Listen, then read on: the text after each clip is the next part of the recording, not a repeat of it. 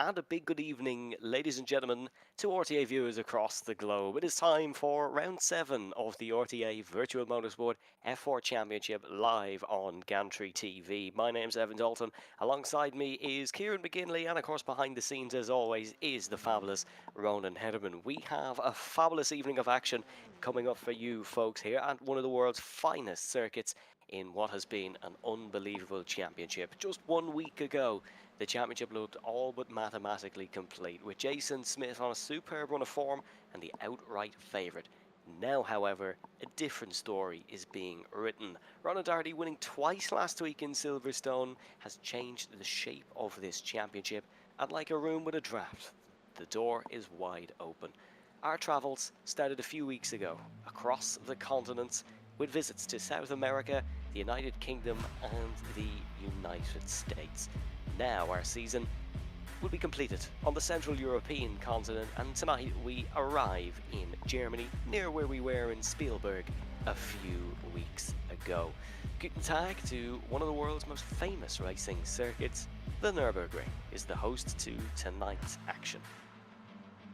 It, of course, located in the Eifel region of Germany, with quite a small population, but certainly known for its motorsport. It's the 5.184 kilometre variant of the circuit that we are running tonight, with 15 corners, and a race lap record that on the other GP layout does belong to Max Verstappen, of course, in the 2020 edition of this Formula 1 race. It has famous corners, the Ford curve, the Dunlop curve, the Michael Schumacher S. We'll be running the endurance chicane heading up into the final sector tonight, so slight different approach to when we last visited here in the Super Formula Lights campaign, but it is an unbelievable circuit, and it is one that the drivers are finding challenging, but both very, very intriguing. Of course, as I mentioned at the top of the broadcast, I'm not alone this evening, and returning to RTA action here for the first time in the F4 Championship. Kieran, it's a pleasure to be here alongside you. It's a pleasure to be back. Thank you for having me. I see you haven't still changed the lock, so you should probably get that. Looked at. But anyway, great to be back, and yeah, joining at what seems to be a really height of the season. Jason Smith with his 8 wins so far this season. It will be interesting to see if he can kick on for the last 2 rounds of the championship. But it's all about consistency being key in this one, and that could have a factor towards our last 2 races, or at least our last 2 events of the season. Yes, Jason Smith with 8 wins this season, as Kieran mentioned, and in the championship standings, he is top of the order. It is Ronan Darty who is in second place, and of course mentioned in the introduction, 2 wins last week in Silverstone. Without penalties, the gap would be 4 points, but it is a lot bigger than that due to Ronan Darty's 15 penalty points. So 19 is the gap between Jason Smith and Ronan Darty, with 30 points on offer for a heat win, 90 on offer throughout tonight. In total, it is very, very close indeed. Rory O'Shea in 3rd, with Conor Melia in 4th. Then it is Dylan McClements in 5th. Jason Cooper in 6th position with a clean slate in terms of penalties. Unfortunately, that's not the case for the man behind, Brandon McCaughan in 7th on 266 points. Then it's Sean McClements in 8th, just 6 points behind his fellow Antwerpman, with Luke Cooper in 9th position, and Peter McCann rounding us out in 10th. There's a couple of big names below Peter as well. Jordan Kelly, of course, who's not been racing full-time. Well, he is a full-time driver, but not been able to commit on a full-time basis this season, but is still in with a shout. And Peter overtaking Sergei Grabon in the top 10, or into the top 10. They're both tied on points, though, so it's going to be quite close between Peter and between Sergei. But as far as RTA goes, Kieran, this is still one of the closer championships. It is, and RTA normally delivers when it comes to these championship battles. We normally have 2 or 3 championship protagonists heading towards the latter stages of the season, and it's been good to see different names at the top of that order every single time. You know, Jordan Kelly had his time at the top now, though that seems to have, calmed down a little bit, with him taking more of a part-time role as a full-time driver, as you rightly said there, with fewer there. But he's still been on the pace when he has been here. Especially at Silverstone where he was on the pace there. But yeah, it's been nice to see, refreshing to see different drivers being able to take the helm of a championship and really show that you can put these drivers in whatever car and you're going to get some great racing out of them. Yes, you are going to get some great racing out of this F4 car. Of course, you're well used to it now, folks, our regular viewers. But if it's your first time joining us, firstly, welcome. Secondly, we are in the FIA F4 car, which is a 1.4 litre Abarth engine, about 170 horsepower, and when it's empty, it has 500 kilograms. It is 500 kilograms, I should say. Not to 100, not to 60 in about 5 seconds with a top speed of 220 kilometers per hour, and of course it is built by the renowned Italian manufacturer Status, and it has been a fabulous car so far this season. A little bit of a different challenge tonight though, Kieran. The Nurburgring, although on paper looks simple, that's never really the case. No, it's got plenty of undulation, plenty of medium speed corners, and of course down at the Dunlop curve, down at turn 8, which has got a slight banking towards the apex, which allows you to carry a little bit more speed through. Expect that to be a pretty seemingly open overtaking opportunity, but the Nurburgring, especially the Grand Prix circuit, is a very narrow layout, all things considered here. Yes, we're heading up to the Michelin and the Warsteiner curve, which is probably the widest part of the circuit, but the flowing nature of it, the relatively narrow cornering and the narrow track length that you have here, as we see some gravel being kicked up into the air and one going very, very wide indeed, just exceeded the track limits very slightly. It can make overtaking slightly tricky, not impossible, mind, but it can be slightly tricky. Expect to see quite a few trains this evening, and that high-speed chicane, almost, you wouldn't really call it a chicane anymore, really, would you? Carrying a lot more speed into the final corner at the Coca-Cola curve before we get ourselves onto the relatively short start finish straight down towards turn 1. Yeah, in terms of trains, we can see one developing with the Team TDR drivers. In terms of tonight's format, before we get into the swing of things, we have, of course, grid qualifying, which is 15 minutes, and that'll set the grid for race number 1, which is a 10-minute event. Then race number 2 is 15 minutes, and the grid's set by the results of race 1. And then it is the infamous RTA reverse top 8 for race number 3, which of course will be 20 minutes and usually provides us with our action of the evening. In terms of X penalties, it's 15 for a drive-through, 20 for a disqualification. We did see a few in Silverstone in terms of drive-throughs, so the grid is going to hopefully not repeat that. One driver that has struggled with drive-throughs not racing tonight, but that was Joshua Henry, who was almost averaging a drive-through a race with 14.27 incident points. Some great news for Joshua. He's going to be racing in Ginettas this season in real life, so great news for Joshua there. Of course, the 2024 ICC Mini Champion. Sorry, Ronan Hederman, I had to mention the name of the championship. But qualifying underway, 2-3 minutes into it. And of course, we like to provide you with a little bit of a hot lap. I'm going to throw him in the water here because it's his first time with us in the season. Kieran, would you like to take us around the trip of the Nurburgring on board with Jordan Kelly? I certainly will give it my best shot. Right into the hot and boiling water here.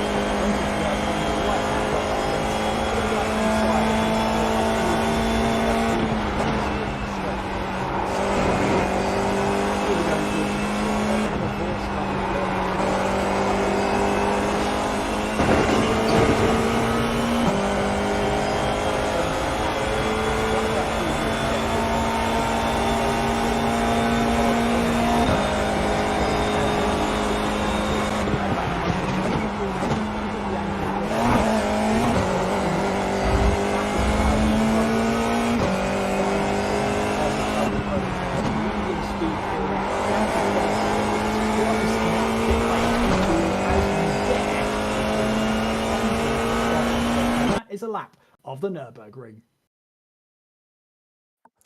There's a reason they call him the Baron of Bookmore. Excellent, Kieran, as always. Thank you very much for that hot lap.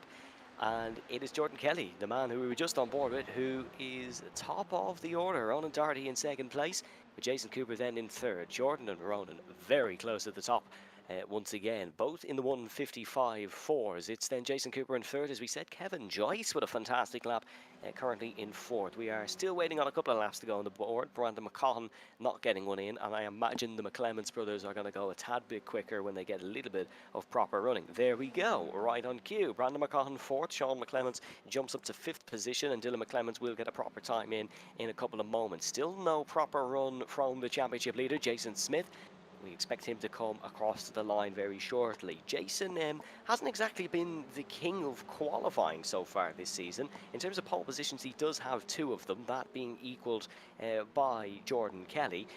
But it's been really race trim where Jason has been excellent. And I suppose, Kieran, that's where the points are paid. That's where the points are paid. That's what we're here to see. That's what we're here to race for, or as there's all important, valuable points. So, yes, it's all about making sure that you can, get the good qualifying position. We've already talked about how it's a narrow circuit, so overtaking is going to be tricky here. So getting yourself in a good qualifying position will really set you up for race one, and in turn, hopefully get you that better grid position for race number two, so you can really press on and get some all important points before we head to that RTA official, that RTA distinctly trademarked reverse 8, which can throw a little bit of chaos towards the wall. It can indeed. We're looking at Kevin Joyce, who is heading up the hill now in a McLaren-esque livery. It seems more similar to, or it's their Monaco livery, isn't it, from Once Upon a Time. Kevin currently sat in 7th position. Of course, it's over a season since he last won here. Just want to give a shout out to one of our viewers watching who got a podium here last time in the Nurburgring, Kamto Chukwa, who got a podium around here. I want to say it was right before the line, but Kamto in the Super Formula Lights picking up the podium here at the Nurburgring, and we hope to see Kamto back in the grid soon once those horrid exams are over. Jordan Kelly has just gone quicker again, or Jason Smith has improved to 0.2 of a second behind Jordan Kelly and Ronan Doherty, so that is third for Jason Smith. Jason, this time last week, or certainly tomorrow last week, racing in the InterVarsity Karting Championships for his university, only got second. My university won. Sorry, had to mention that. But a great job by Jason Smith, as always, with anything with 4 wheels. We see a little bit of a flick for the Mercedes Arena as this is very, very sketchy for Jason Smith, sliding all over the circuit. We're just waiting on 2 times to go on the board. That is from Joao Castro and Jamal Gandor, but 21 times, stretching from 155s to 157s. It's fairly close here on the grid. I was going to say, Jason Smith, yeah, he was trying to keep that car under control. He was soaring at the wheel there through that Mercedes arena just to make sure the car was pointing in the right direction. But that just shows you how hard he's pushing to try and get as much out of the car as possible. And you see here the margins are not very far away at all. Just over 3/100ths of a second separates Kelly and Doherty at the top of the order. There are your interval gaps right on cue between each and every position. And as you see here, not a lot of time between each and every positions. At the maximum, you're looking at 0.2 between one position or another. So it's almightily close here. And you see Brandon McCaughan and Sean McClements setting exactly the same time with a 1 minute 55.920. So yeah, if you can find that just maybe even 1/100th, 1/10th, that could be the difference between starting 3 positions above.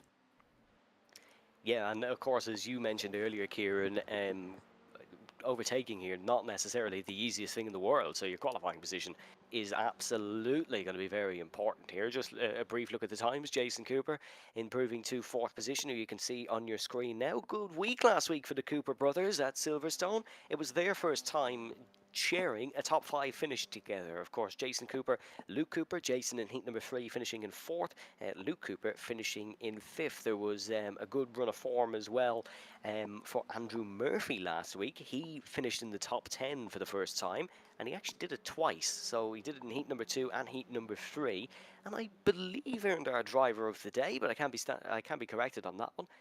I think, yeah, it was Andrew Murphy. Just Ronan Hederman confirming in my ear. So it was Andrew Murphy who got a driver of the day, and Finley Melvin as well on a decent run of form. He got his second Heat 2 top 10 in a row. So Finley looking to pick up form this season, and certainly is doing so. So a lot of drivers on strong runs of form, even outside the championship contenders. Jordan Kelly quickest in the session here, and he misses a few weeks. He comes back. He's right on the pace. Oh, it's like he never left, really, was it? It's like he's just always on the pace whenever he turns up, whenever he shows, and shows us what we're all missing here. Dylan McClement's making his way now through in towards the Dunlop curve, and then back on the power he will go as he's looking in the slipstream there of Ronan Doherty up ahead of him, just to try and get a little bit of a tow then down the straights.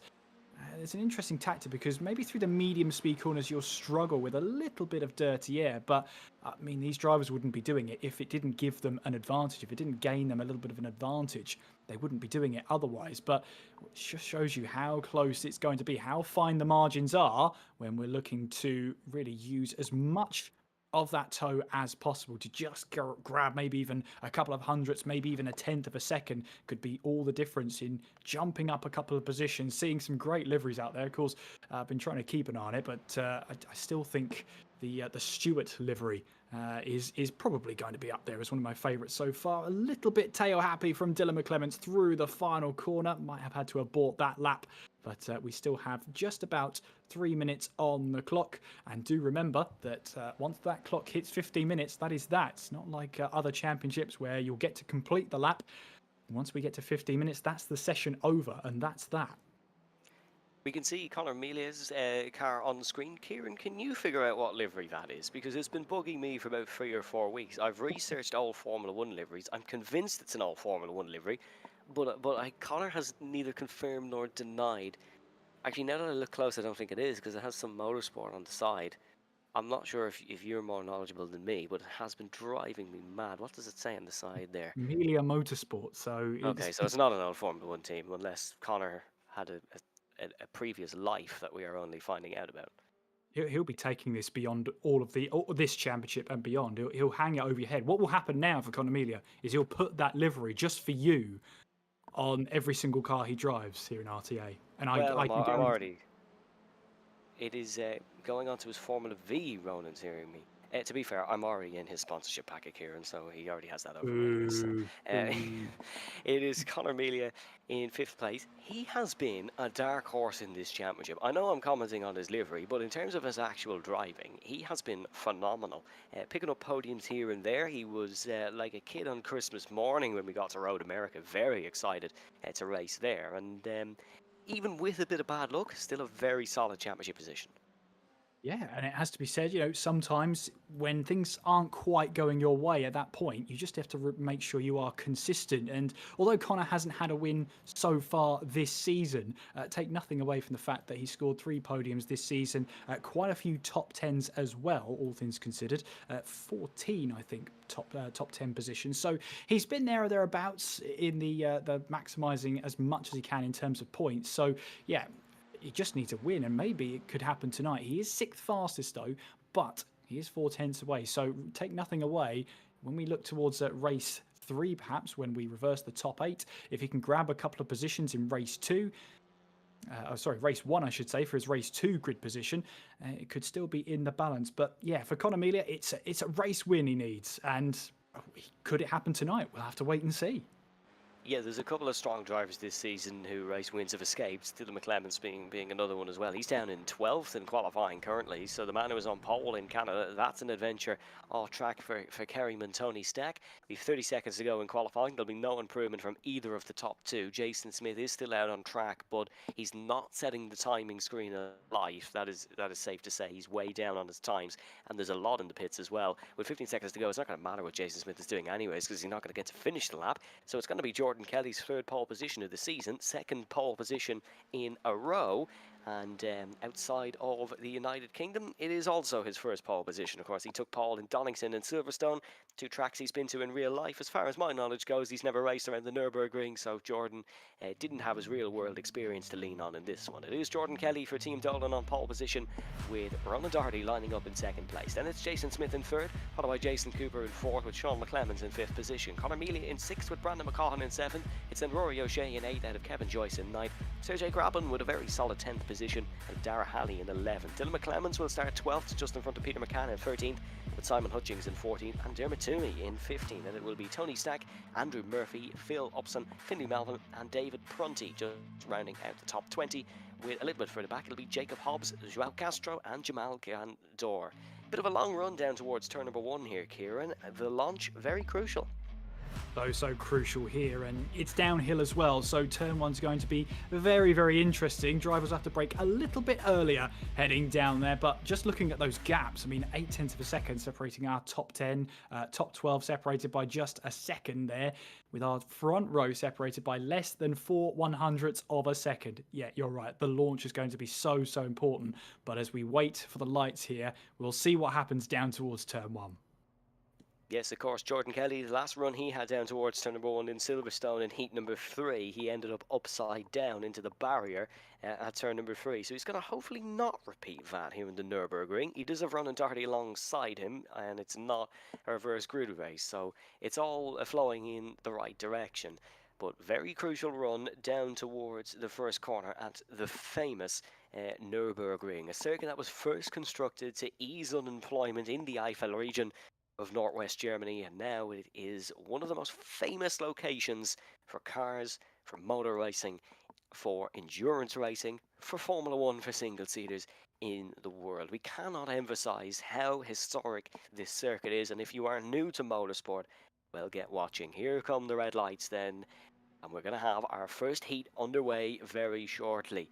Can Jason Smith get a good run off the second row as we go racing in the Nürburgring for the first time here in the RTA Virtual Motorsport F4 Championship? Brilliant launch from Ronan Doherty. Jordan Kelly defensive immediately down towards the first corner. He'll have the inside line for the right hand hairpin. Ronan Doherty just giving him a wide berth. Jason Smith not able to attack. There is positions gained throughout the field, and a great start for Rory O'Shea, who was able to get past Brandon McCaughan early on in towards the Mercedes arena, and Jason Smith is going to try and chase Doherty. Doherty looked for the move down the inside, wasn't brave enough to pull it off as Conor Mealy is able to get back past Rory O'Shea. Yeah, it was a good start as well from Jason Cooper. He just couldn't quite find the inside line to really work down in towards turn 1 there. Had the line, but couldn't quite do anything with it, as Rory O'Shea here trying to defend the inside line against Brandon McCaughan. Then as we make our way through in towards Valvoline and Ford for the very first time, we're going too wide in the background as well. Tony Stack, I think, battling away with Sergey Grabban as we make our way onwards then down the hill towards the Dunlop curve. And this is where the trains might start to form, and that will be a huge advantage here for Jordan Kelly. He got the good start and got the elbows out, didn't he, against Ronan Doherty. Really went over to the full right-hand side of the track to try and defend the inside line. He holds on to the lead, but Doherty is going to be on his tail for the foreseeable, I have a feeling. Yeah, there was a bit of a mistake from Jordan heading out of turn number 5, or turn number 5, turn number 7 it is on this layout.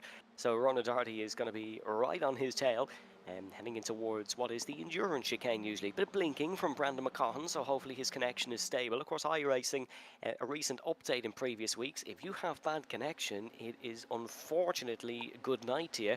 You'll be kicked out and sent back to the pit lane, so hopefully no connection issues for Brandon McCaughan. This is the chain chicane. We are not running the infamous tight chicane with the almost aeroplane-like curves. It is the high-speed one, and you can see Dara Halley and Peter McCann struggling with that. McCann was off the grass with Halley, but he still got down the inside. Dara Halley, great qualifier, but race pace hasn't been his strong suit in RTA. Unfortunately, he has lost positions on the race start. Only the one. He is behind Peter McCann now in 12th position. Here's Ronan Doherty, right down the inside. Last of the late breakers, was unbelievable on the brakes in Silverstone. Used every ounce of brake pressure to get down the inside of Rory O'Shea in heat number 1. He hasn't been able to catch Jordan Kelly napping in the braking zone here. He'll have to stay behind the Donegal man.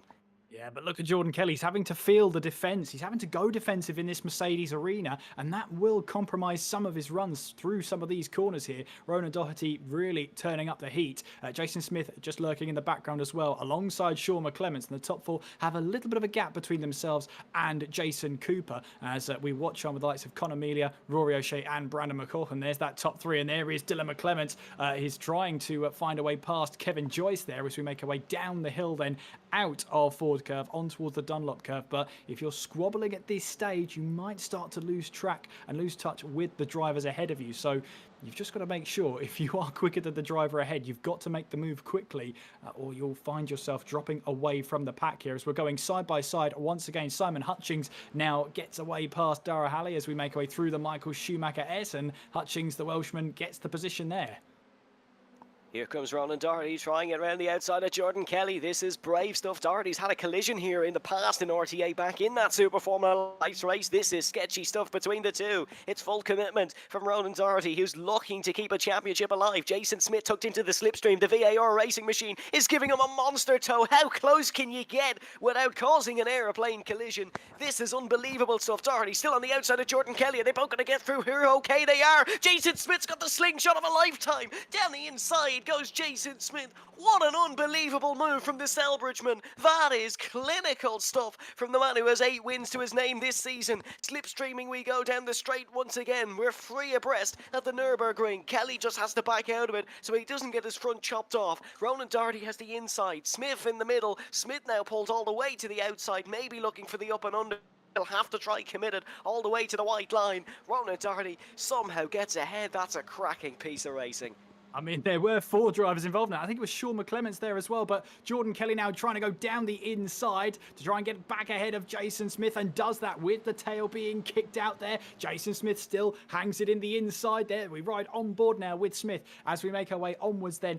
One of the narrowest parts of the circuit, heading our way towards Valvoline and Ford, and Ronan Doherty now 0.6 of a second ahead of this battling pair now as we head our way through in towards the Ford curve. Back on the power we will go, and that's Jordan Kelly picking up a little bit of gravel there. He should get away with that one, but as we make our way onwards towards the Dunlop curve, it's almost like a system reset now. These drivers have to make sure they don't lose track of Ronan Doherty, stay in the tow for as long as possible as we reach that half time elapsed in this race here, heading our way through the Michael Schumacher S there. Sean McClements was involved in this battle, but he found himself on the grass. I think there was a little bit of a squeeze on there and he had to take evasive action. That sent him across the grass, going through that chicane a lap ago. He finds himself now down in 10th place, a second behind Dylan McClements. We'll see what he can do if he can fight his way back through the field with the limited time he has remaining. Yes, Rory O'Shea looking to try and get past Conor Melia here in similar fashion to maybe the way Ronan Doherty took the race lead. We're just over halfway in this one. What a race it's been. O'Shea looking to go for the outside on Melia. Of course, that becomes the inside. And wow, way more speed. Conor Melia not necessarily committed through that corner. McCaughan's now going to sneak down his inside. Is there an issue here potentially for Conor Melia? He gets all out of shape, almost rotating round. He's going to be under a lot of pressure now from the cars behind him. That's still McClements, Kevin Joyce, Sean McClements involved as well. There's a barrage of Team DDR machines looking to get past Conor Melia here. And down the inside, Jordan Kelly and Ronan Doherty. Oh my goodness me, how close can you get in the braking?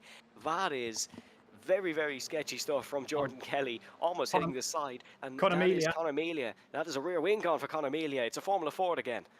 Yeah, I think there was an incident at turn 1 there. A couple of drivers caught up with that one, as I think there was a spin in the background as well. But we'll have a look at what happened here in the run down towards turn 1. And this comes from the battling Brandon McCaughan. We ride on board then with Conor Melia as he makes his way down towards Hulkaken towards turn 1. And he's going to get a...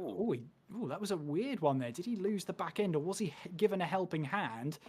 Tough to say from that angle. It might have been a helping hand if that is the case. Yes, it was a helping hand. And that's the rear wing gone. I think that was Sean McClements who's trying to find his way back through the field, unfortunately making contact with Conor Melia.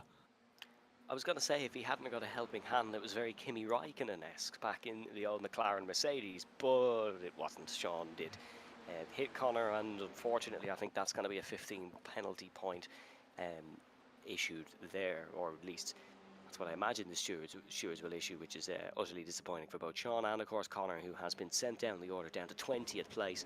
He'll keep fighting on to try get something for heat number 2, but trying to get on that reverse grid for heat 3, I think, has got to be his goal. This is Jason Smith defending from Jordan Kelly. So Ronan Doherty with a tenth of a second advantage in front is still under pressure, but Jordan is the one lucky for the move on Jason Smith. It's three powerhouses of RTA Virtual Motorsport who are absolutely gunning for this one. Jason Cooper as well, a fabulous driver on his day. There goes Jason Smith right down the inside. He is not hanging about and waiting for corner, pushes Ronan Doherty out of line. It's a rejuvenated Jason Smith that we've seen so far this season. He hasn't been sort of as antsy to get past. He hasn't been as eager to make clinical moves, but he's got to get his elbows out here. That's the way this race is being run. Down the inside goes Jason Smith. Doesn't break as late as Ronan Doherty. Doherty running the wider line. He'll have the inside, heading in towards turn number 2, heading in towards turn number 3. Jason Smith is going to try get on Ronan Doherty's inside. Here he is. He's going to be able, or is he? No. Great defensive driving from Ronan Doherty. Really on the edge stuff, but this is superb. It is indeed, as Ronan Doherty wants to hang on to this position then, try and get a third race win of the season as we make our way onwards then towards Valvoline Curve, and Jason Smith just looking and filling the mirrors, the left-hand mirror of Ronan Doherty as we make our way through in towards Valvoline and now in through Ford Curve. So we get back on the power once again. Top 4 there separated by about 7/10 of a second. It's Doherty from Smith, from Kelly, from Cooper. We ride on board then with Jordan Kelly as he gets right up close and personal with the rear wing of Jason Smith, giving that a good study as we make our way back onto the power and up the hill towards the Michael Schumacher S, with Ronan Doherty leading the quartet through then. It's Rory O'Shea in 5th place. It's a little bit spaced out behind them all as Jordan Kelly, is he looking for a move on Jason Smith? Perhaps Jason Smith again filling the mirrors of Ronan Doherty. There's just no way through here, or at least no clear way through. It seems like Jason Smith is just turning the screw here and seeing if Ronan Doherty will be lulled into a mistake. It's not happening at the moment, and as we make our way onwards here, we're getting close to the closing stages of this race with only, well, less than 40 seconds on the clock. Yeah, there'll be one more lap after this one, and that'll be it here at the Nurburgring.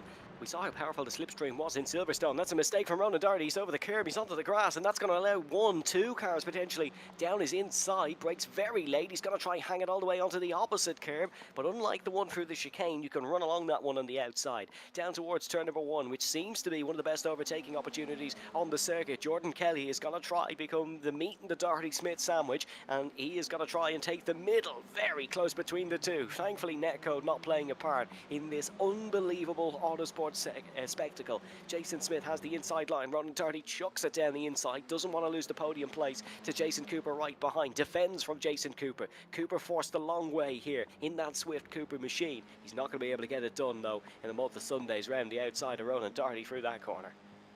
Not at that occasion, but you could see he was very keen and eager to pick up the loose pieces there. So it's Jason Smith leading Jordan Kelly and now Ronan Doherty. That mistake has cost Ronan Doherty a little bit there with those 2 positions being lost out on. And you can see Jordan Kelly might try a move here down in towards the Dunlop curve, because that's one of the last places you can really make an overtake happen here. Jason Smith feels the pressure. Jordan Kelly will have to go the long way round if he wants this move then. We get the banking towards the apex of the corner. That will favour Jason Smith. But look at Ronan Doherty try and get a bit of a run out of turn 8 here as we make our way onwards then towards the Michael Schumacher S. There's nothing to separate this quartet on the final lap of this race. Incredible stuff.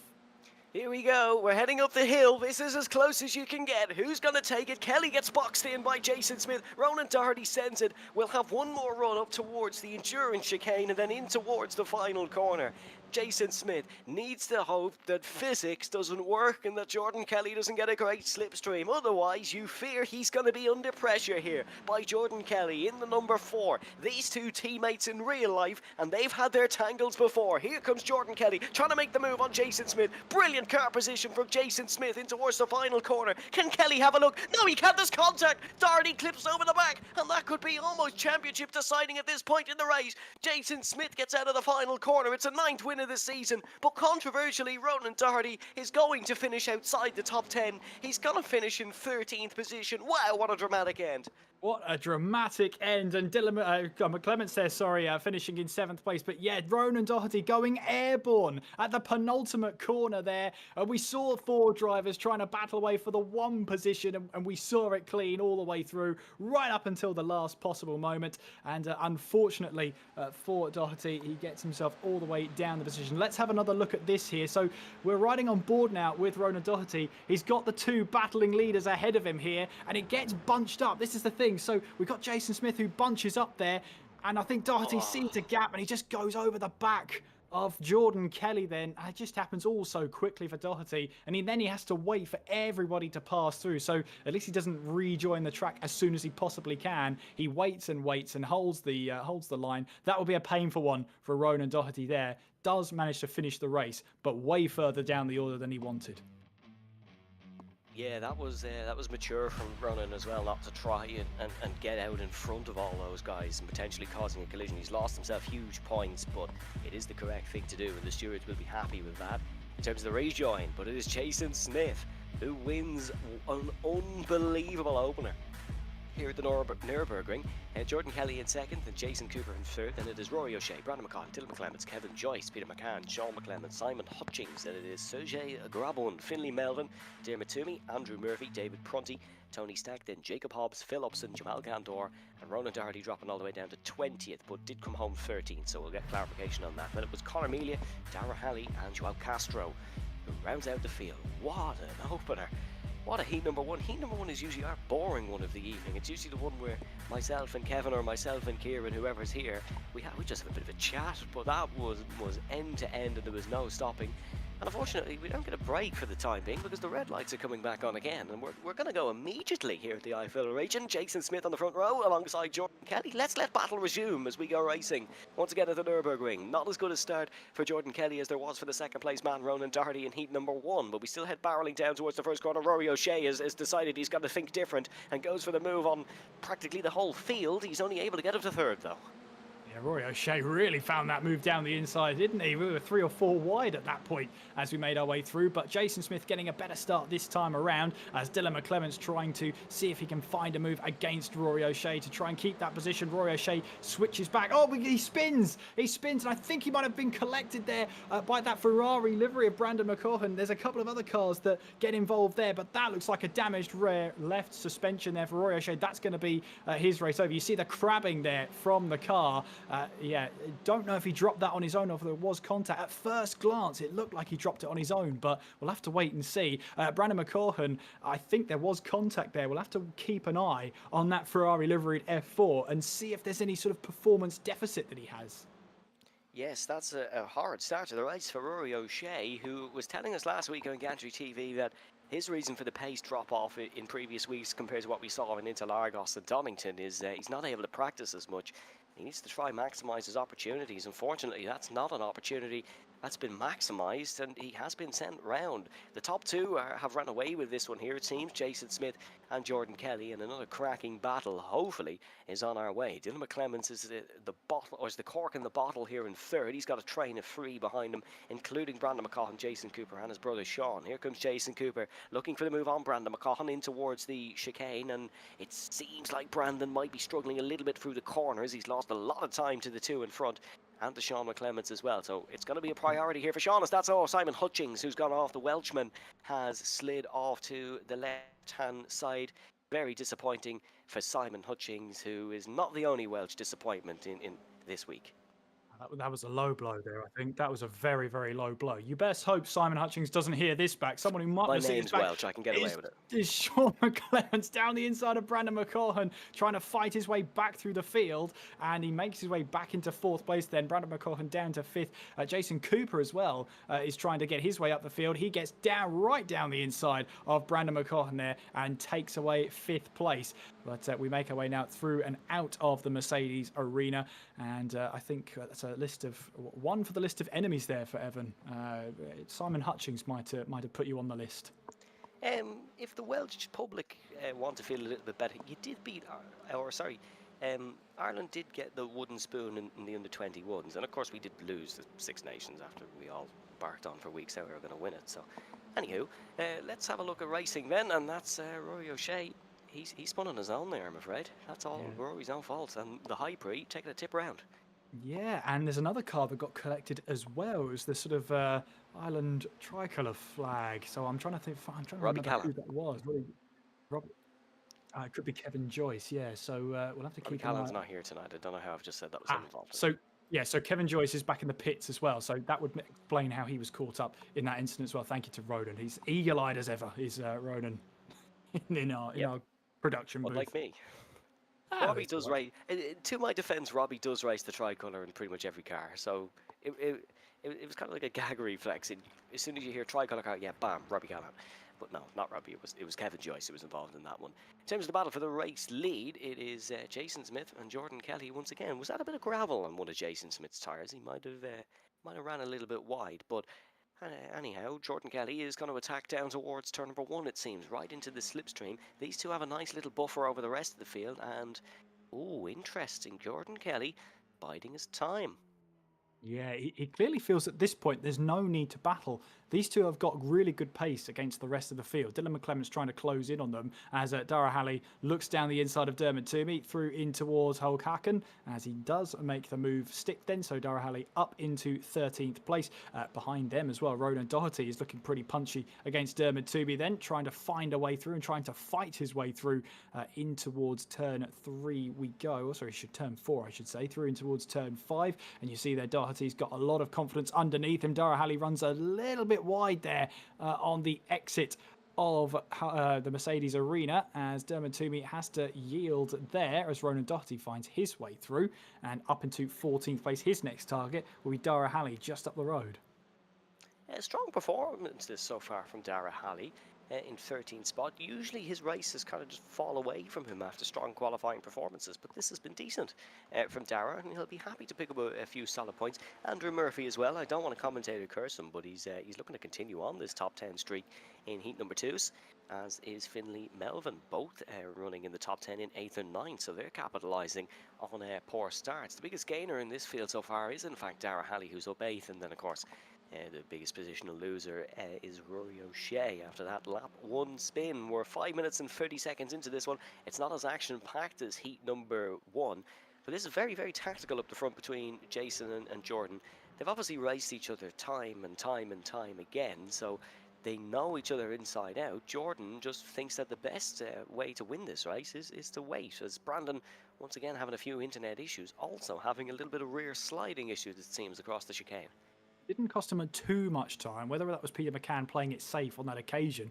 Peter McCann will get a little bit of a toe here down towards the first corner. Of course, it dips away from you here as Peter McCann does go for the move down in towards turn 1. That hairpin corner then grabs that apex, and Peter McCann moves himself up into 6th place as Andrew Murphy and Sergei Graben battling away for positions. Graben does get his way up into 9th place. Tony Stack in the Buzzing Hornets Jordan livery, looking to see if he can try and take advantage of that one. Currently in 11th place, looking to try and get up into the top 10 there.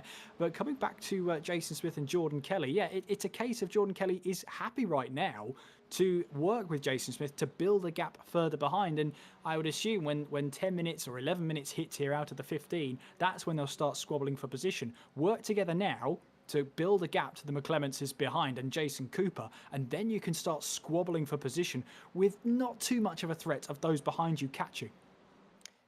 Yeah, it's a tactic we've seen in RTA time and time again. This certainly isn't a new thing. We usually see the two Team DDR boys, or whichever two of the three, we usually see try it. We usually see Jordan and Ronan do it as well, because of course they know each other very well. I've never seen Jason and Jordan do it, but again, they both boat race for Team Dalton in real life in Formula Fords, so they are teammates in one way or another. That's very wide from Dylan McClements in the background. He is going to be under pressure from his brother and Jason Cooper heading up the hill. And the thing about Dylan and Sean here is they don't have a teammate behind them. So Jason is going to push on and try to overtake, because he still sees Jason Smith and Jordan Kelly in sight. Trying to catch his namesake is Cooper, but there'll be no move on into the final corner.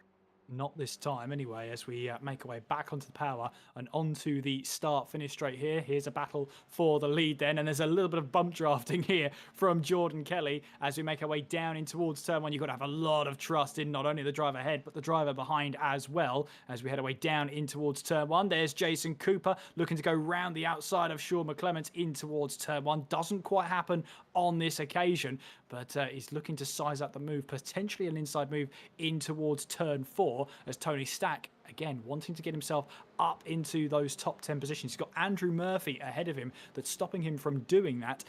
Peter McCann trying to break away now from Brandon McCaughon for 6th place right now, but the Ferrari liveried Formula 4 car is not going anywhere anytime soon. Yes, Stack from the back. He's on the attack. He's in 11th position trying to chase down Andrew Murphy. That is the battle for the fringes of the top 10. Peter McCann doing a solid job here as well this race. He's only up 2 positions, but 6th, very solid indeed. Peter, of course, battling with Sergei Grabman and Jordan Kelly in the championship. He will be delighted to think he's considered in a battle in the championship with Jordan Kelly. Luke Cooper as well, fairly close to them, so they're all trying to score as much points as possible. Kevin Joyce as well, Fiona Strange, who's not here tonight, but they're all very, very close in the championship. There's a real gaggle around that 10th position, so Peter doing a stellar job indeed and looking to just increase any championship points gain he can. 9 minutes into this one out of 15. It's a slow burner, but that battle at the front is going to kick off eventually, folks, between Jason Smith and Jordan Kelly. We got a nice taster in heat number 1. Here comes Jason Cooper looking for the move on Sean McClements. Sean parks it in the middle of the road. He's not going to give an ounce to room. Jason Cooper's going to go for the inside nevertheless. Good defending from McClements. Yeah, that final sort of chicane, it's more fast flowing than what we're normally used to. So it sort of discourages drivers to try and move down the inside because of the sweeping nature, the left-hander there. It can really put off drivers from trying to stick a nose up the inside. Unless you are side by side, it's not worth trying that move because, as we've seen before, it can be the cause of an airplane crash or two. Jordan Kelly, though, riding on board that front wing, making his way through in towards turn 2, right on the back of Jason Smith. Again, they've built a 2.4 second lead over Dylan McClements, but we're getting ever closer to the final few minutes of this race. We have 4 minutes 40 odd seconds to go of this race, and eventually Jordan Kelly is going to throw down the hatchet and try and go for the win. He is, and Jason Smith is going to try to stop. Oh, that's Sergei Grabun, who has spun round, and very unfortunate there for Sergei in the slow and confused F4 team. An accurate description from time to time. Andrew Murphy and Ronan Darty, not a scrap Ronan or Andrew probably expected to have this evening. Andrew Murphy is going to try hang it around the outside. He's been chucked onto the curb, and Ronan says, "I'll see you later in the stewards room, Andrew." Yes, Ronan Doherty makes his way up there, up into the top 10 now, and Andrew Murphy, who was defending away from David Prunty as well, trying to get his way back up there. But Peter McCann, then we join him. Brandon McCaughon, he's not been able to shake him at this stage of the race, so this has become a very healthy battle for 6th place in this race as we make our way through in towards Michelin and Vorsteiner. Two slightly different lines being taken there, with Brandon McCaughon trying to prioritise the exit of Vorsteiner and that slipstream up ahead of him to see if he can close in up towards that fast chicane as we make our way through Advan Bogan. And again, a battle for 4th place here. Sean McClements in the 14, Jason Cooper in the 35. We make our way through in towards that final corner. Dylan McClements holding on to that final podium position here in race 2, but he's almost 3 seconds back from this battle here. Jason Smith leading Jordan Kelly, and once again, it's a bit of bump drafting heading our way down towards turn 1. I remember in Okayama, I think it was, we discovered that Ronan Doherty and Jordan Kelly bump drafted Formula Ford 1600 cars. Now we're seeing Jordan Kelly and Jason Smith bump draft Formula 4 cars. Next we'll see Max Verstappen bump drafting Liam Lawson up Beau Rivage, which will be interesting. He'll be lapping him, of course. But Jason Smith is defending from Jordan Kelly, and I've noticed we've replaced the commentator who thinks he's fluent in German with the commentator who can pronounce all the German corner names. Not a bad substitute. I think that was a very bad substitute. I'll be completely honest with you, but hey ho, it is what it is. Kevin loves a bit of German. He might do, and from someone who cannot speak, well, my German's as good as my Portuguese, absolutely abysmal. So I do apologise You to love all that one-liner, don't you? I do. It's a great one-liner. It is a great one. What is great, though, is Jordan Kelly, though. He's right on the back of Jason Smith as we tick ever closer to that final lap. It could end up being a one-lap showdown here. Jordan Kelly sort of just watching Jason Smith, sort of assessing what lines he's taking. And in these, it's amazing what you can learn in the sort of 5 or 10 minutes you spend behind a driver. Where are they strong? Where are they weak? And you're assessing where your best chance for an overtake is. And out of Vorsteiner here, he's got a great run as Jordan Kelly. Will he decide to do anything with it this time? My heart says no, because he's looking to basically make this a one-lap showdown towards the end here, heading our way through that far chicane. You see there how... if you get slightly compromised, you lose. You see nearly half a second there for Jordan Kelly off the back of Jason Smith, who's got a spinner in the background here. I think that was Kevin. Oh no, Jacob Hobbs it might have been, because he went straight back to the pit lane. But even so, we have about a minute and a half left, 90 seconds on the clock. Jason Smith leading Jordan Kelly as we make our way in towards the final couple of laps now.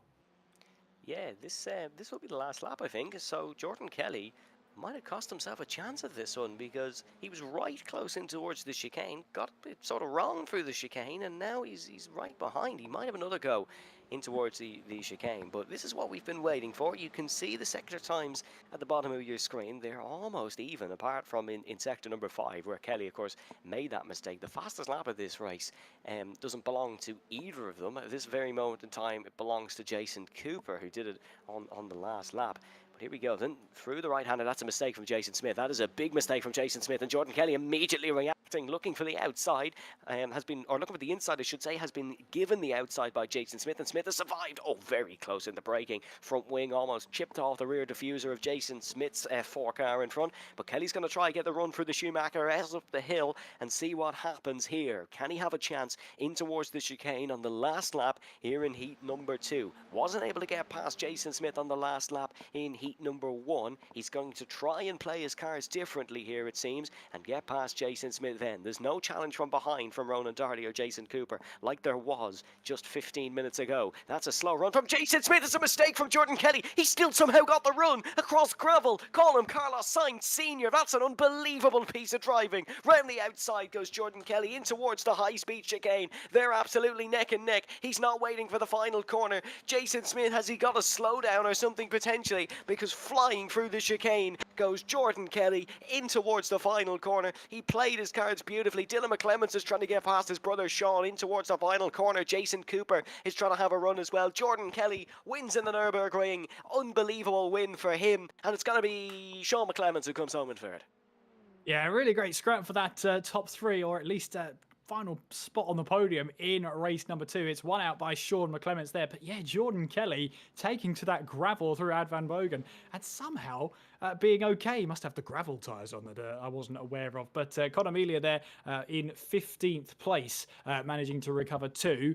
But Jordan Kelly taking the victory here ahead of Jason Smith and Sean McClements, winning out a battle for the final spot on the podium. And that battle for the top 3 separated by a quarter of a second between Sean and Dylan McClements and Jason Cooper. Brilliant battle to see there, one out by Sean McClements. Yeah, brilliant scrap there. Brilliant scrapping around the field. Finlay Melvin has kept on his Heat 2 top 10 streak, by the way. I actually didn't curse him for once. Let's have a look at the Gantry TV replay then. And this is heading in towards the left and right hander. Both of them got a terrible run out of this corner. Jordan Kelly arguably the worst, but he kept it pinned, flung it round the outside, and was able to get the run on Jason Smith. I'm not too sure why Smith all of a sudden slowed down, it seemed, up the hill here. We might have a look on board and see, did he just not have the bravery into the chicane? Oh, that's a lovely building. Yeah, Kelly just got way in front, and I'm not sure if he just called out Jason Smith or what happened, but really impressive from Jordan Kelly. The only other thing I can think of is, was there any relation to fuel? Did Jason Smith suddenly realise, I've got to do a bit of lift and coasting here? Because you see, he's on the outside here, and once you're side by side, you're really at a disadvantage here, heading our way through in towards that final chicane. So, yeah, you ideally don't want to be side by side. Does he try? Yeah, I know Jason Smith has calmed down, but he hasn't calmed down that much. No. We'll speak to him in a couple of moments, and we can ask him about that. We'll run you through the full results first, and then we'll have a quick interview with the podium folks. It is Jordan Kelly, your race winner, of course, Jason Smith in second place. Then it is the McClements brothers, Sean leading home Dylan, and Jason Cooper in fifth. Peter McCann in sixth, Brandon McCaughan in seventh, Finlay Melvin in eighth, ahead of Ronan Darty in ninth. Tony Stack in 10th, ahead of Andrew Murphy in 11th. Then it is Darragh Halley in 12th. Then it is David Prunty, Dermot Toomey, Conor Melia, Sergey Grabun, Phil Upson, Simon Hutchings, Jamal Gandor, and Jacob Hobbs running at the top 20, with a couple of non-finishers behind, unfortunately, in the form of Kevin Joyce, Rory O'Shea, and Joao Castro. Let's hear from your Heat 2 race winner then, Jordan Kelly. Fucking. Jordan, hello. Oh, that was a bad time to join the interview channel. Jordan, hello. Can you hear me? I can hear you loud and clear. So, I know you're from the county of Rallying in Ireland, but rallying a single seater around the outside and still taking the win is not something we see every day. Don't talk. I'd say that first race is probably the best fucking the best RTA race I've had ever. Can't complain. But then that overtake with Jason, I gave him a wee bit of damage through the bottom of the hill, and I think he just had his rear wing. So, and he was on 14x, so he just backed into it. Then we saw you sat behind him for the majority of heat number 2. Why? Because we saw there was no real waiting about in heat 1. I think it was a matter of two of us, and we had a gap. So whatever you were gonna do in the 5 laps before it was all gonna happen in the last lap. So it's just the matter of you're guaranteeing your 1-2 then. Then heat 3 last week, you took a bit of a tumble, ended up upside down, and it ended before it really started. Is it, pardon the pun, drive to survive here? We'll see. I'm not in the championship fights. Just we'll go for anything. I think that comes our way. I think in this race. I'm not in the championship fight is the scariest thing that I think anyone can do. Jordan, thank you very much for joining us, and all going well, we'll speak to you again later. Thanks, Evan. And now to hear from the second place man, Jason Smith with Kieran. Yes, Jason, can you hear us? Okay. Jason, you and Jordan are 1 for 1 so far, so that really sets it up very nicely for race number 3, where the order gets reversed and you start ahead of Jordan. But I mean, Jordan was right behind you. He was saying it was pretty much going to be a 1-lap showdown. Were you sort of prepared for that going into it? Yeah, no, it was always me and Jordan. Just had a plan to push away and get up the road and then just battle on the last lap. And then we had a little coming together in the bank corner, and I got a bit of rear wing damage, and I was on 14x, so I just said I'd let him have it. That would explain why you lifted off going in towards that chicane, because you were side by side at one point. I thought you were running out of fuel, but it turns out you just wanted to make sure you finished the race without a penalty. Yeah, exactly. I seen Ronan. Ronan had a bad first race after he's getting 15x, and I didn't want to do the same. So we're getting very close to the championship, the ending. So no, just just get all the points I can. I mean, just very quickly, I mean, it was a mad first race you were involved in as well. 4 cars battling away for that lead. Just talk us through that first race and that, especially that final lap. Yeah, the Ford race was one of the best races we ever had. We were laughing throughout the whole race with each other on Discord. It was so close. We were wheel banging every corner. It was savage. It's the best racing I've ever had in RTA. Well, hopefully you keep that smile in for the final race. Good luck for it, and we might be speaking to you again afterwards. Hopefully. Thanks, guys. Thank you, Jason. And if we've got time, I'm sure we'll have a word with Sean McClements with Evan. Sean, a very close fight between yourself, Dylan, and Jason, but you came out on top. Oh yeah, no, it was a good battle now, to be fair. Dylan, I think, dropped back a wee bit. He gave me a hand with the toe. And then when I see it was the last lap, I just seen a gap and went for it, and then tried to help Dylan out over the line with the toe to make sure he gets third. You probably won't like me bringing it up, but Heat 1 collision with Conor Melia. What happened there? I just locked all wheels, to be brutally honest. I thought I left it slightly early, and then Connor obviously left it earlier too, because there was car on his inside, and I just locked the wheels, so it was, I'll take full blame for it. We'll hope Peter and Andrew don't watch this before the stewards. Sean, thank you very much for joining us, and we hopefully will chat to you again later. Cheers, lad. See you later. So, great to hear from the top 3 there as we get ready to go for heat number 3. Reverse grid pole, Finlay Melvin. This could be fun. It'll be very fun. I'm looking forward to this. Yeah, we've got Brandon McCaughton up there as well. Peter McCann in third place with Jason Cooper in fourth, and then we've got the McClements. I mean, we've seen Sean Dillon and Jason Cooper all have some really good battles, especially in that last race where a quarter of a second separated them at the line. If they carry on that into our final race, should be a really, really good one. And here is our grid for our reverse grid race. Yes, it is Finley Melvin on pole, alongside Brandon McCaughton in second. Then it is Peter McCann and Jason Cooper third and fourth. Dylan McClellan, Sean McClellan's fifth and sixth. Then it is Jason Smith, Jordan Kelly, Ronan Doherty, Tony Stack, Andrew Murphy, Dara Halley. Then it is David Prunty, Dermot Toomey, Conor Melia, Sergey Grabon, Phil Upson, Simon Hutchings, Jamal Gandor, Jacob Hobbs, Kevin Joyce, Rory O'Shea and Joao Castro. Keep an eye on Joyce and O'Shea coming from the back. Could be dark horses in this one, maybe. Who knows? It's a 20-minute race. A lot could happen. A lot could happen, and I would be surprised if we didn't see a little bit of hectic running going in towards turn one. We've seen sort of 2 wide and 3 wide here, but we're ready to go racing. Yes, the lights are going to come on, and Finley Melvin for the first time in the F4s is going to lead us off pole position as we go racing in heat number 3 at the Nurburgring. Dylan McClements, unbelievable launch. Jordan Kelly, a fabulous run as well. He's probably going to go for the race. Or sorry, Peter McCann, I should say. That's the other VRA racing car who's going to try go for the race lead potentially. Melvin survives turn number 1. Dylan McClements is going to try and get the job done on Brandon McCaughton. Can he get past? Still side by side in towards the left-hander.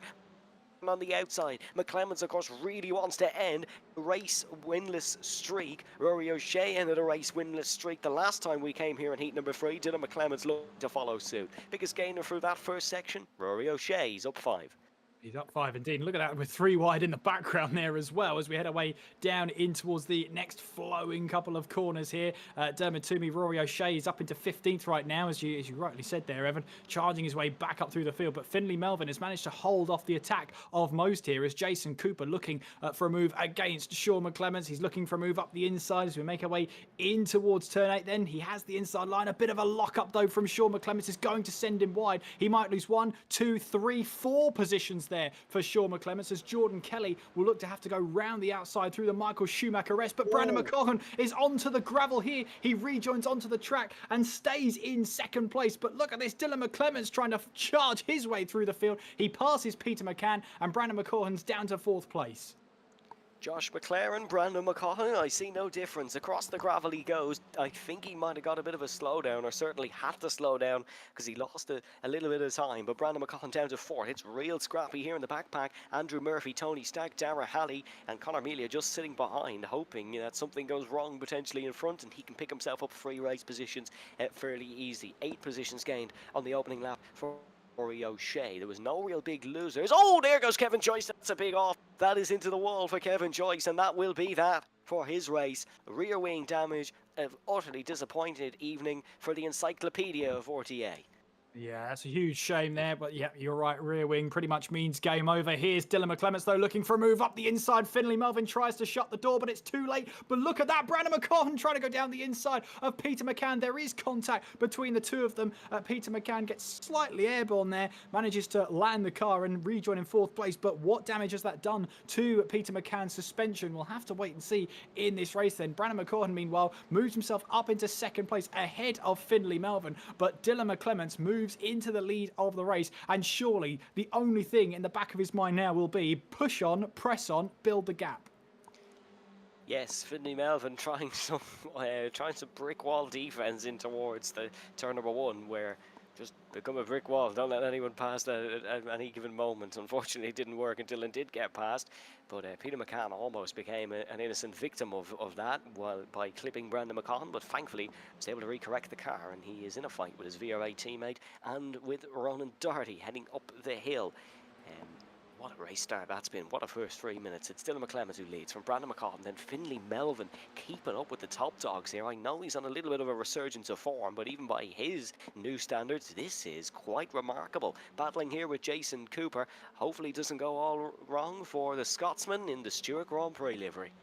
Yeah, always a great livery to bring out here. But Jason Cooper, his one podium tonight, he's really in some good vein of form going into tonight's racing action. Finley Melvin starting to lose touch with Dylan McClements and Brandon McCaughan. He might lose the toe here. Jason Cooper looking for a move around the outside. That might compromise Finley Melvin here, which it does. He goes a little bit airborne here as looking down the inside goes Jason Cooper. No way through there, but he opens back up for him as we've got a car in the pits. It's Peter McCann. I wonder if he does have damage after that collision between himself and Brandon McCaughan. But look at this, we're going 3 wide down the start-finish straight with Jason Smith and Jason Cooper looking to take full advantage. Smith up the inside as we head away in towards the first corner. Look at Sean McClements as well, trying to fight his way through the order. He's trying to get some positions on the back of this as well. Ronan Doherty swooping around the outside of Finley Melvin to try and grab a position there. Melvin again down the inside, trying to break later. Will he compromise his own line?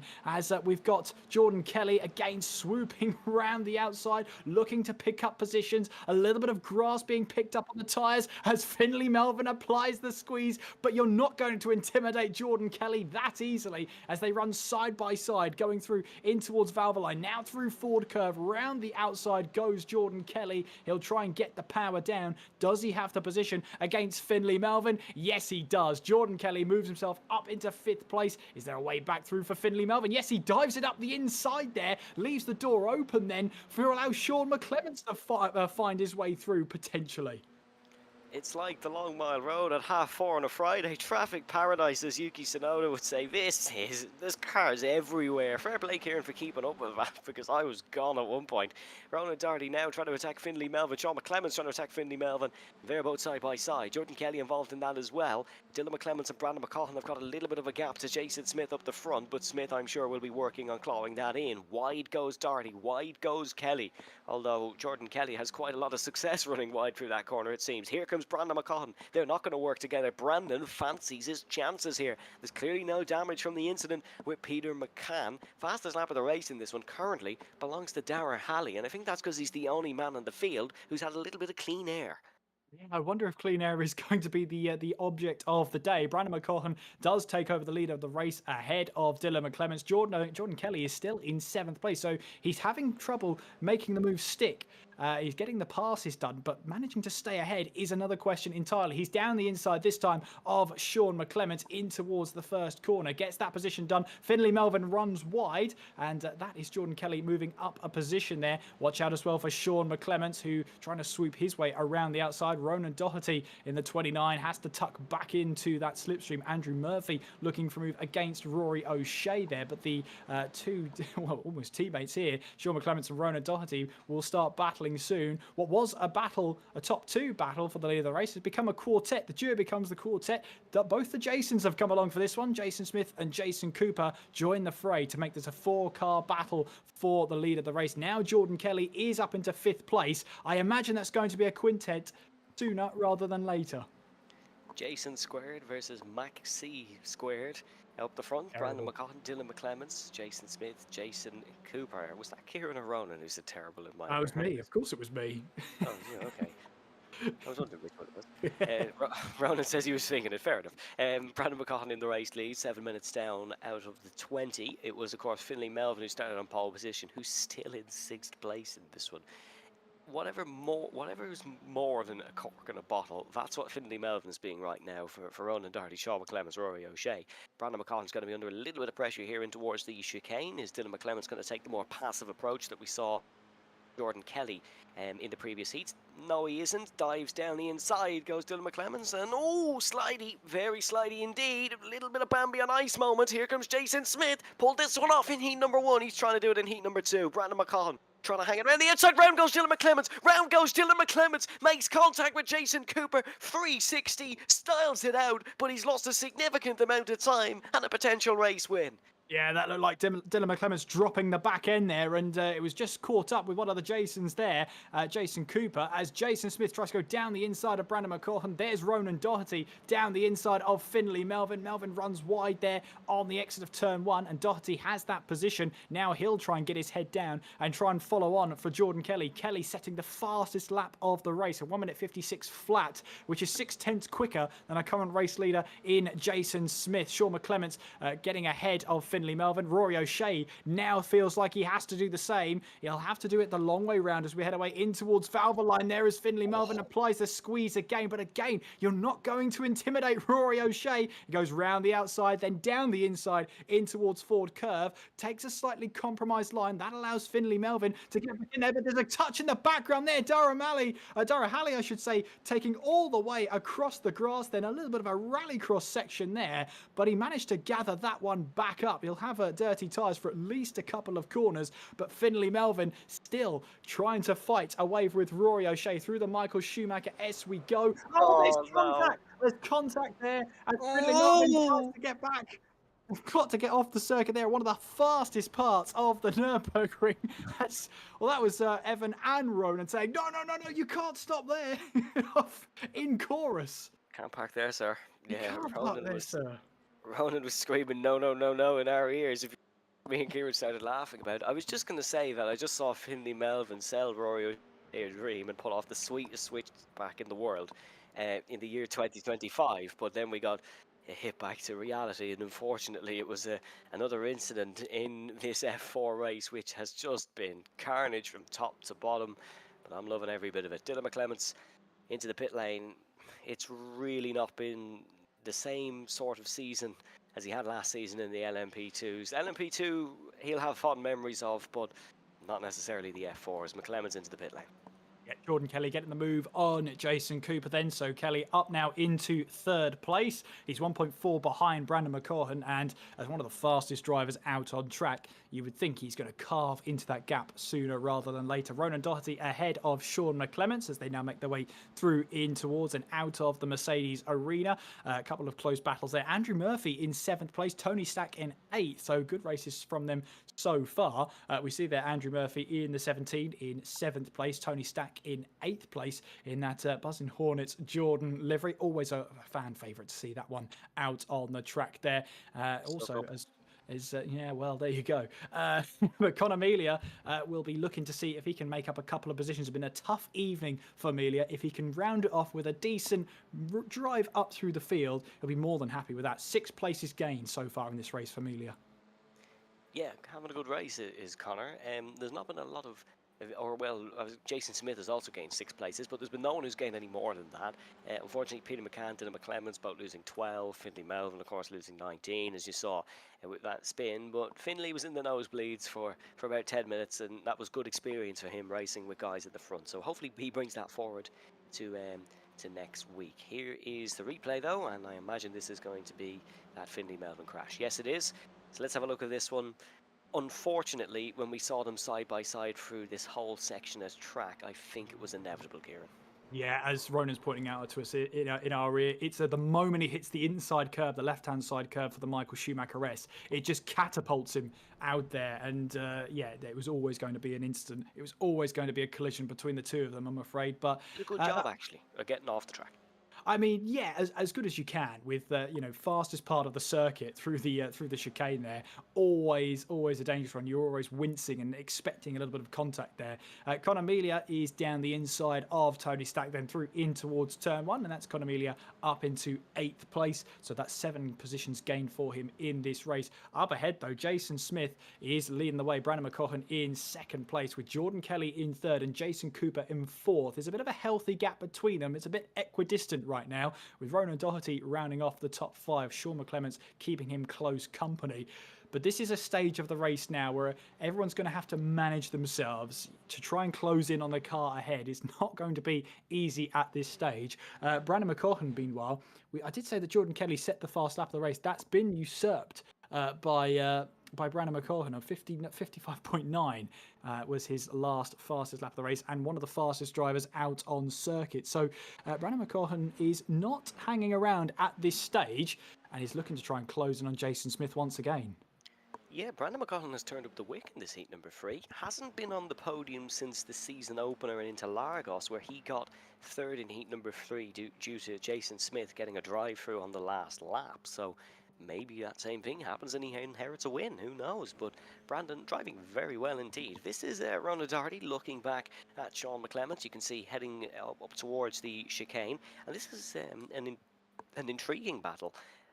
I wonder will Sean play the team game here and just stay behind Ronan, knowing Ronan's in the championship battle.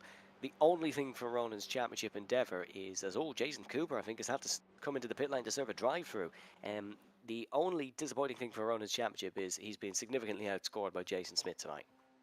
Yeah, and we'll see if DDR have the same mentality as McLaren. If they're close, hold position. If they're on the other side of the track, fight and They fight usually for do, position. to be fair. Yeah, they usually do. But Doherty is ahead there of McClements as we see a battle here for 6th place. Andrew Murphy versus Conor Melia and also Tony Stack involved in that. The trio battling away for 6th place. Andrew Murphy in the 17 currently holding on to that 6th place. And Conor Melia looking for a move here down the inside of turn 3. But Andrew Murphy makes him think twice about that one.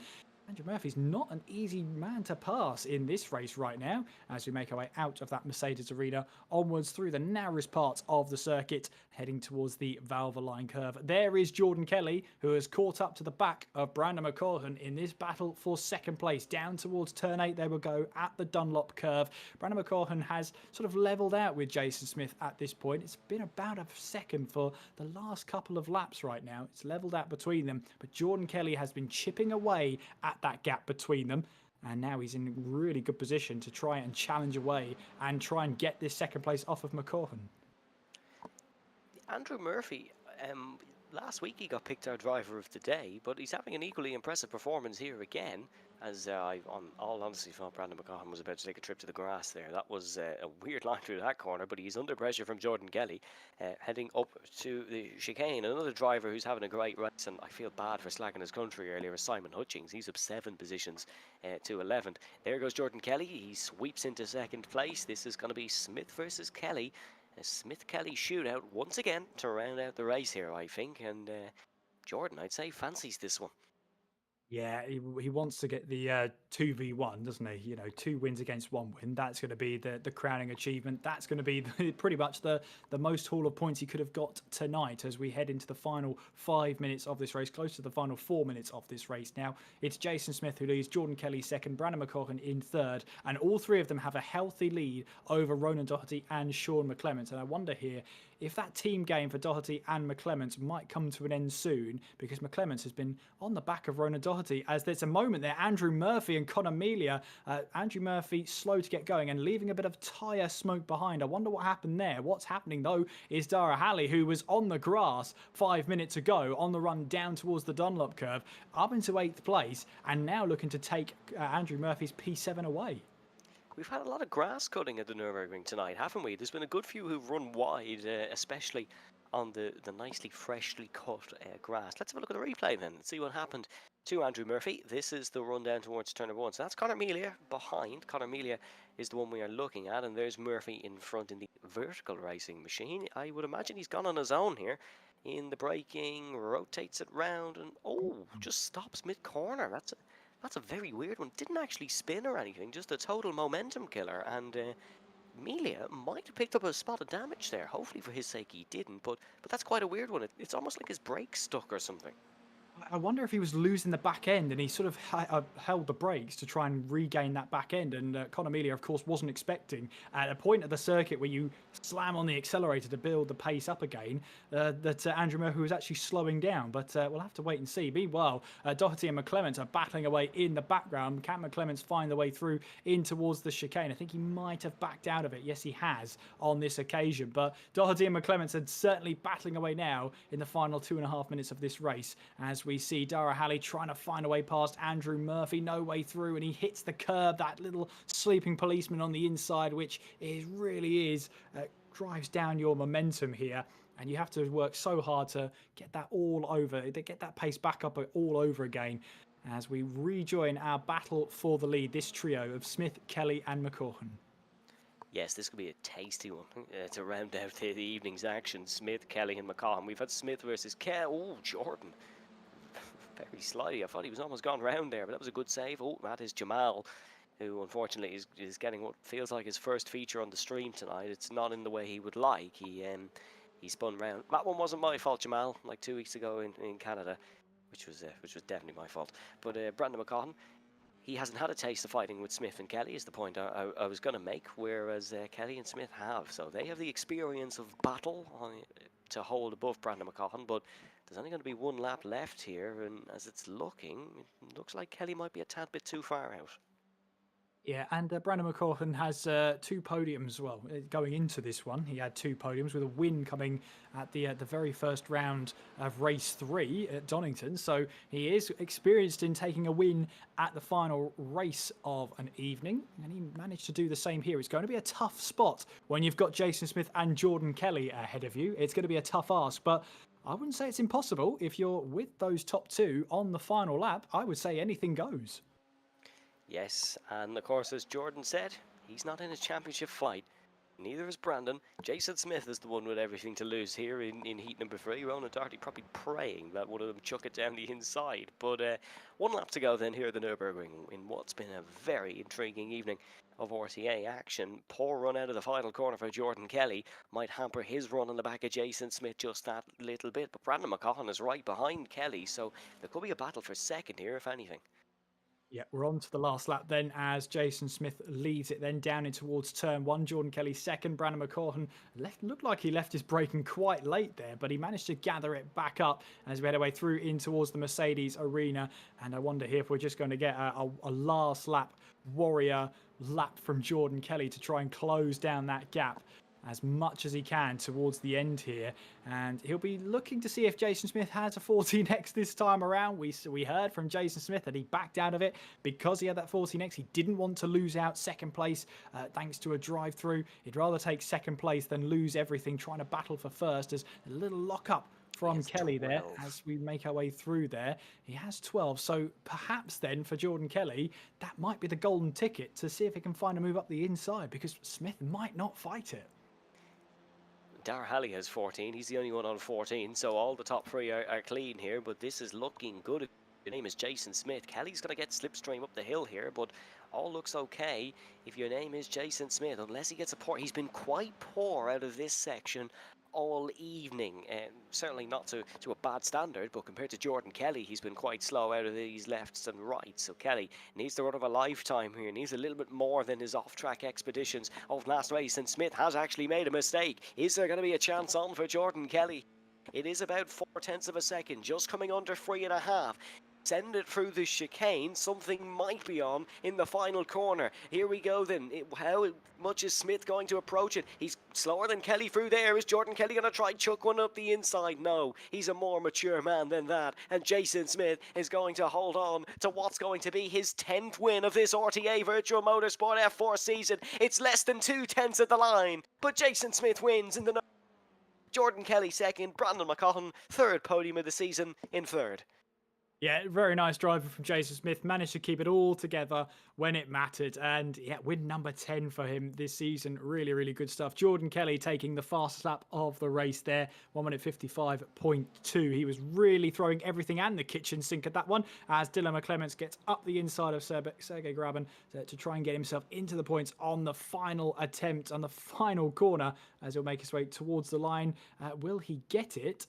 Well, I think he didn't. By 1/10 of a second, Sergey Graben manages to get ahead there. So Dylan McClements loses out on the points then, and Rory O'Shea as well, looking to try and wrap up and put this race behind him, put this evening behind him. But another win on the board for Jason Smith as he gets ever closer to wrapping up this championship with a neat little bow. Yes, phenomenal from Jason Smith tonight. Phenomenal from Jordan Kelly as well. They were both superb and both gave us an unbelievable battle and a great spectacle once again here in heat number 3. Yes, they did in heat number 1 and heat number 2. Kevin Joyce got the rear wing repaired, got a few laps in. Learning experience, I suppose, but a disappointing evening overall from Kevin Joyce. Let us know, folks, your driver of the day, please, in the stream comments. I saw a lot of you watching along in that heat number 3. You definitely all have an opinion. So let us know your driver of the day, and myself and Kieran will decide that one post-race. But it is Jason Smith who is your race winner, Jordan Kelly in second, and then Brendan McCaughan in third, Ronan Doherty in fourth, Sean McClemens in fifth, then it's Conor Melia in sixth.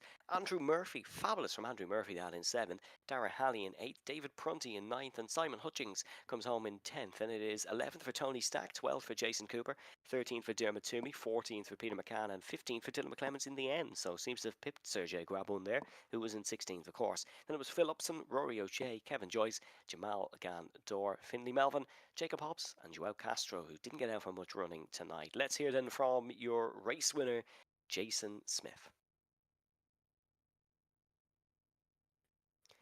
Jason, congratulations. It is another race win and potentially one hand on an RTA Championship trophy.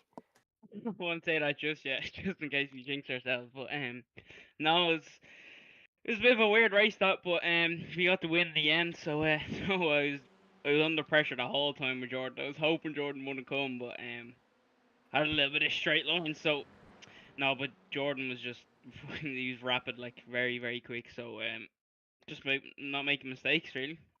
Do you think if he raced the full season, you might be under a little bit more pressure? Oh yeah, definitely. Yeah, 100%. Last season, LMP2s, you took 6 wins. You took your 10th win tonight in the F4. Do you think single-seaters are still your car of choice, Jason?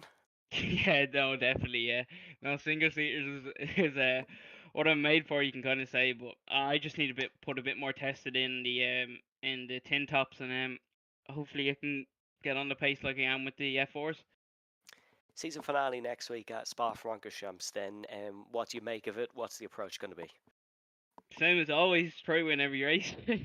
No, but yeah, I'll try battle for the win, but have the championship in the back of my mind. Like what you said, I have a bit of a gap now after Ronan having a bad 3 races there. So yeah.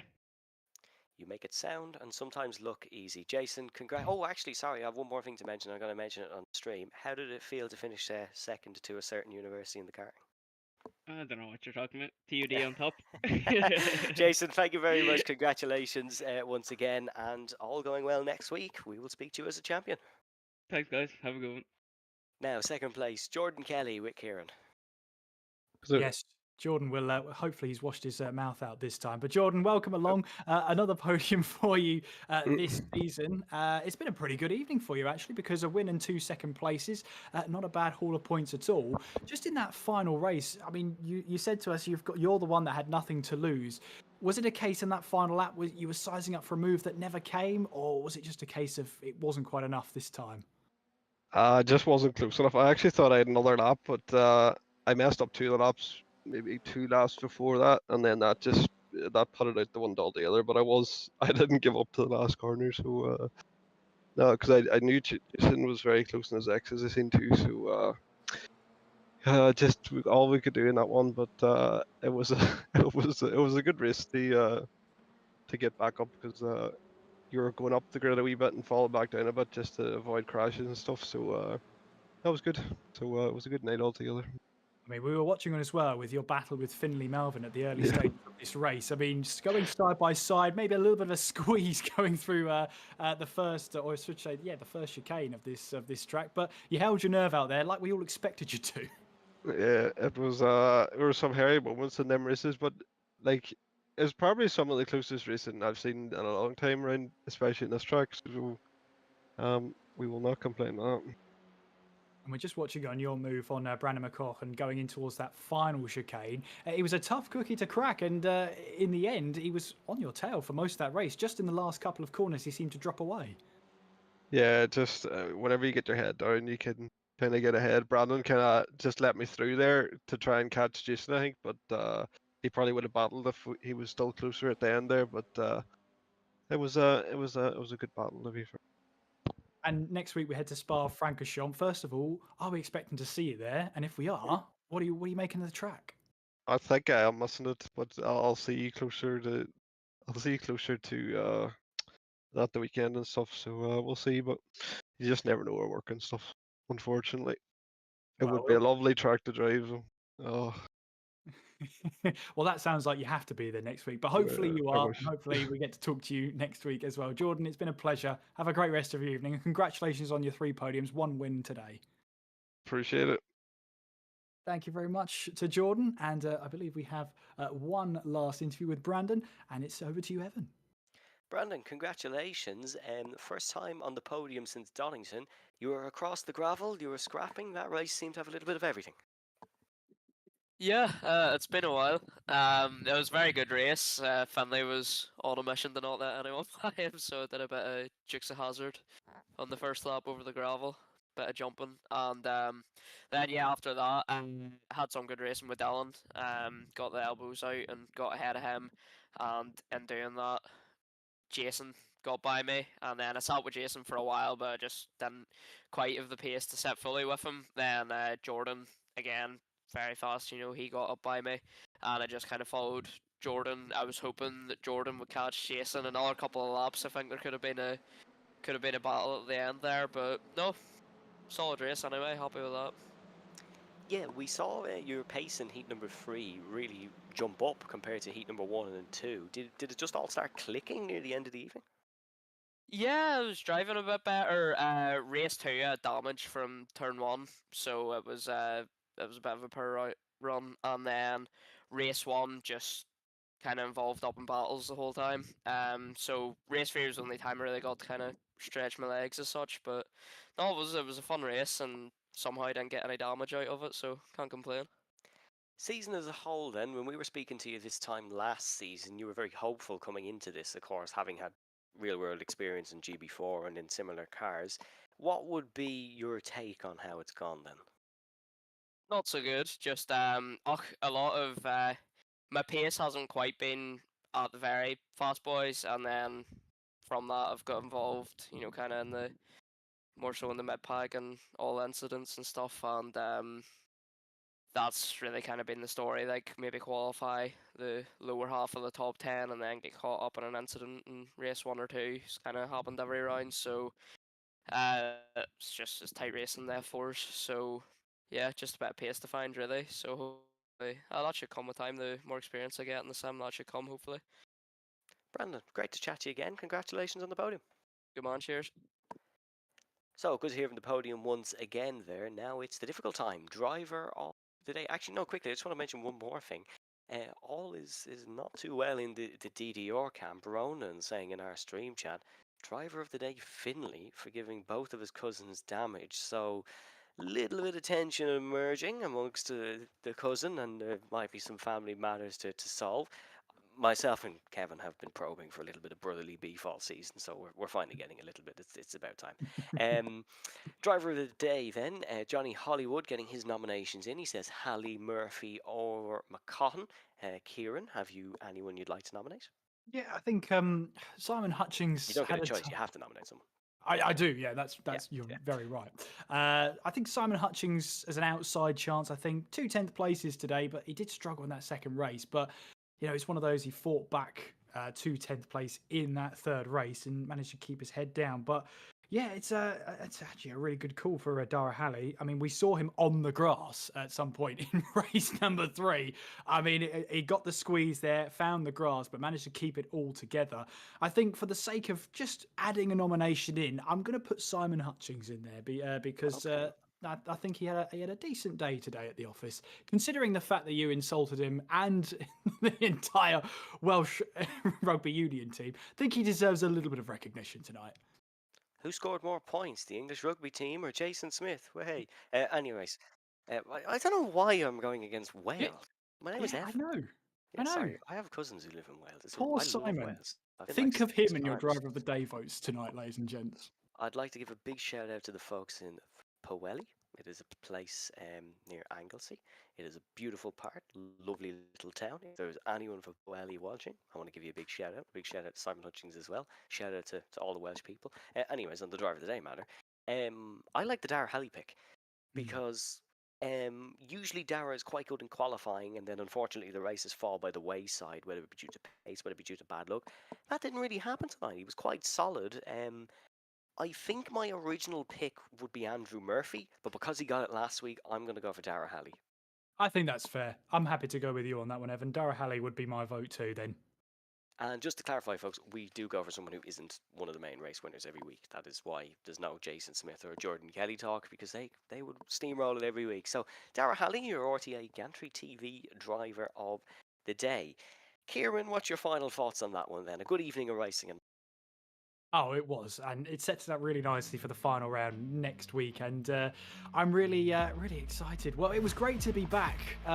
You really should change the locks on your commentary box door, though. I will have to say that at the most. But a lot of fun racing tonight, and yeah, more of the same next week, please, drivers.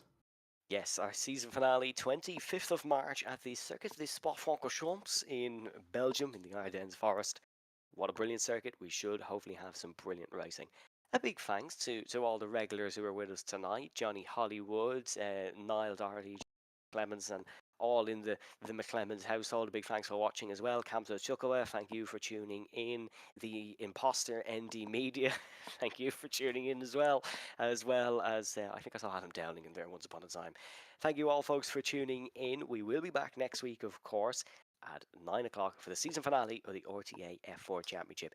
RTAvirtualmotorsport.com if you want to check out the standings for this season, or if you want to sign up next season for the TCRs, which it's not Radicals, like I said last week. Apologies. It is the RTA British Touring Car Championship. That's going to be a cracker. So if you fancy racing in that, get yourself over to RTAvirtualmotorsport.com, folks.